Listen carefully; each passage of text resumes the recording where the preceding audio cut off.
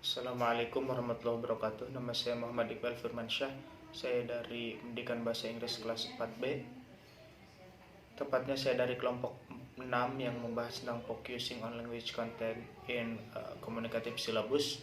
Dan pada kesempatan kali ini saya akan membahas tentang the evidence of discrete versus holistic views in paradox of language content, process, and product. Dan insya Allah juga saya akan menjelaskan tentang reconciling opposites in instructional plans.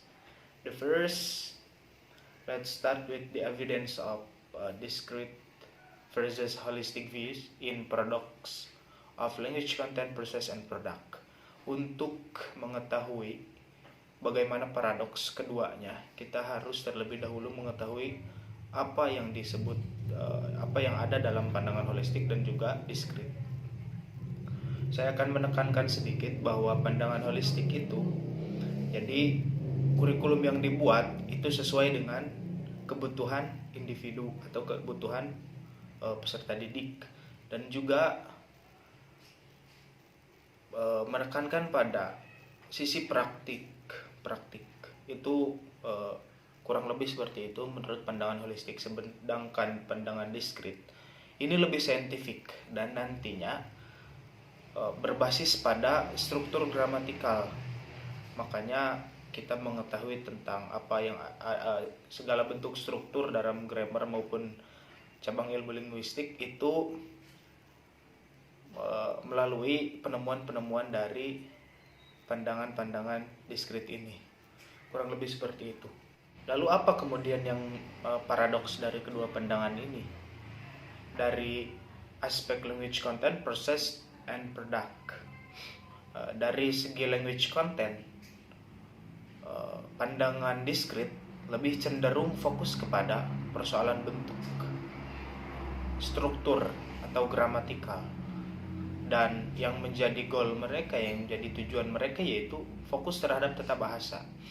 Sementara pada pandangan holistik, pada aspek language content atau pengembangan materi, mereka fokus atau lebih fokus kepada fungsi,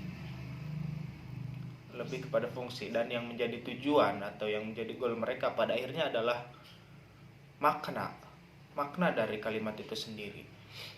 Jadi biasanya dalam the discrete view,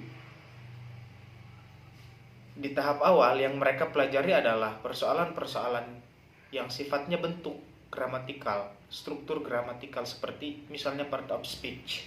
Sedangkan dalam pandangan holistik, pada tahap awal pembelajaran biasanya mereka belajar mengenai persoalan yang tujuannya adalah tujuan komunikatif. Bisa jadi tentang apologizing, bagaimana kemudian kita meminta maaf kepada seseorang, atau asking permission, bagaimana kemudian cara kita meminta izin atau meminta persetujuan mungkin, ataupun persoalan-persoalan yang lebih sederhana seperti alfabet dan juga number, letter, dan lain sebagainya. Itu dalam language content. Selanjutnya pada aspek proses, pandangan holistik itu lebih fokus kepada fluency atau kefasihan, sedangkan dalam pandangan diskrit more be focus on akurasi. Jadi dalam pandangan diskrit lebih fokus kepada akurasi. Mengapa kemudian fluency menjadi salah satu sebab yang menjadi fokus dari pandangan holistik? Karena holistik itu identik dengan bagaimana kemudian kita bisa asosiasikan ide seseorang, bagaimana kemudian kita bisa menyampaikan makna dengan baik dan dapat diterima oleh orang lain. Nah, tentunya itu bisa dicapai dengan penekanan-penekanan yang sifatnya komunikatif. Sedangkan akurasi atau ketepatan itu didapat melalui pembedahan bentuk, struktur, dan semisalnya. Dan paradoks terakhir itu ada pada domain product. Jadi, what is the product of each views. Jadi apa produk atau hasil dari masing-masing pandangan?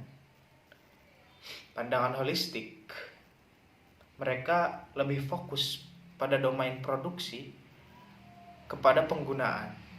Sedangkan pada discrete view atau pandangan discrete, mereka memfokuskan hasil dari kursus itu pada proses analisis atau analisa. Dari sini sudah dapat kita lihat bahwa communicative learning itu biasanya dipakai oleh orang-orang yang berpandangan holistik.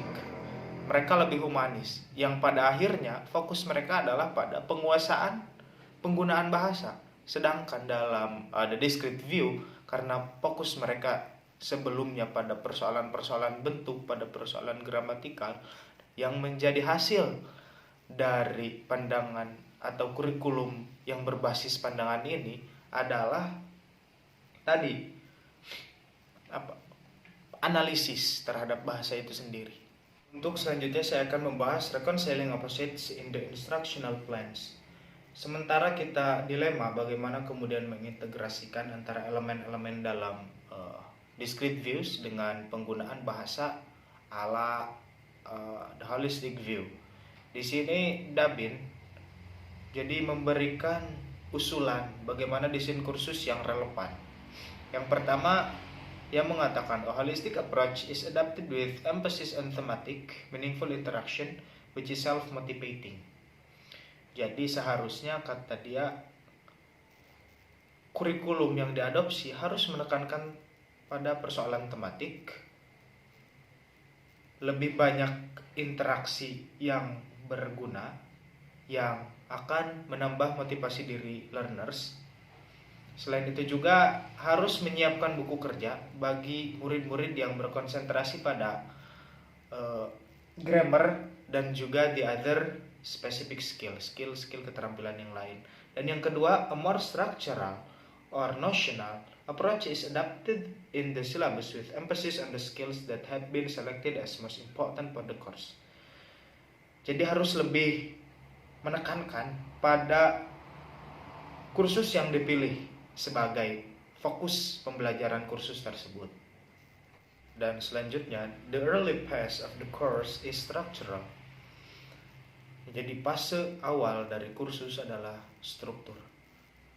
Dan seiring kemajuan peserta didik dalam perolehan dasar kompetensi gramatikal mereka akan beralih pada pendekatan yang lebih holistik dan memanfaatkan bahasa global sebagai latihan komunikatif.